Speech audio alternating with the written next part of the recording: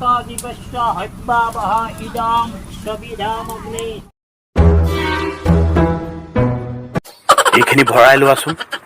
ঘৰত জলকীয়া এটাও বজাৰত জলকীয়া দাম বহুত।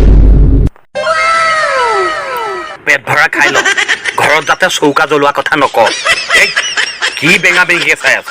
পেট ভৰাই খাই ল। হেৰি আপুনি এতিয়ালৈকে ৩-৪বাৰ মান খালে। গৃহস্থ এবাৰ কি ভাবিছে? গৃহস্থৰ কথা বাদ দে। তয়ো ৩-৪বাৰ খাই ল। যদি ভোক নালাগে অকণ ইফাল সিফালকে খোজকাঢ়ি লবি, হজম হ'ব। গৃহস্থই আমনিয়ে পাইছে চাগে, যাওঁগে দিয়ক। গৃহস্থক যোৱা কথা নকবি, হাত জোৰ কৰি ক'ব অকণমান যাওঁ।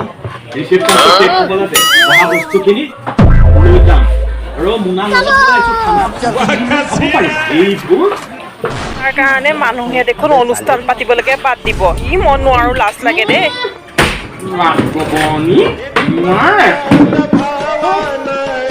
বিশ্বখনিকৰক সেৱা ধৰিলে অঞ্চল এটাই বনাই দিয়ে, নগৰ এখনে বনাই দিয়ে।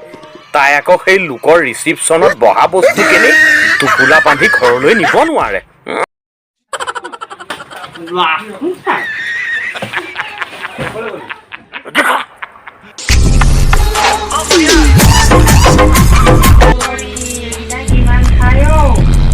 মমতাকে আজি দেখোন ইয়াত বহিলে বাৰে বাৰে ৰিচিপশ্যনত সোমাই বা হৰি